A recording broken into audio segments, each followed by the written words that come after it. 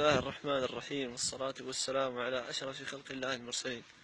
أيها الإخوة المباركون، نحن الآن في رحاب جامعة قسنطينة، ما عسانا إلا أن نقول إنا لله وإنا إليه راجعون.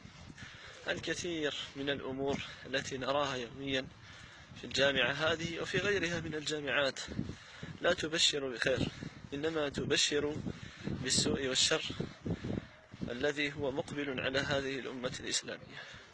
المظاهر التي نراها في الجامعة من اختلاط وتبرج وسفور وسب للدين وسب لله تدل على أن الجامعة لا تؤدي مهمتها، وكل من في هذه الجامعة يتشارك هذه المسؤولية، صالحون كانوا أم طالحون. لذلك أيها الإخوة المباركون، ما ينبغي على المسلم أن يتحلى به وأن يتصف به في هذه الجامعة هو أن يكون عبدا ربانيا لله. قل إن صلاتي ونسكي ومحياي ومماتي لله رب العالمين. هذه الدراسة أيها المبشر بالخير لا ينبغي أن تكون لنفسك فقط، إنما هذه الدراسة تكون لأمتك، ومن درس لنصر الأمة ولإرضاء الله عز وجل عليه أن يجتنب ما نهاه عنه الله عز وجل. يقول الله تعالى في كتابه العزيز: يا أيها الذين آمنوا اتقوا الله ولتنظر نفس ما قدمت لغد واتقوا الله إن الله خبير بما تعملون. الله خبير بما تعملون أيها الطلبة الجامعيون، خبير بما تصنعون حتى لو كنتم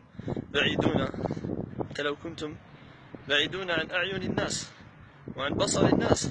الله عز وجل ومن خلق الظلام، فمن عصى ربه في الظلام فهو الذي خلق الظلام، فكيف لا يراك في الظلام؟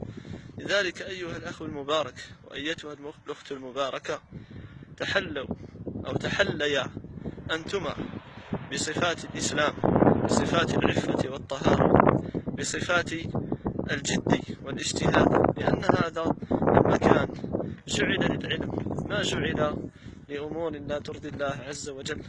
هذه نصيحتي من أخ لكم محب طالب جامعي أريد لكم الخير.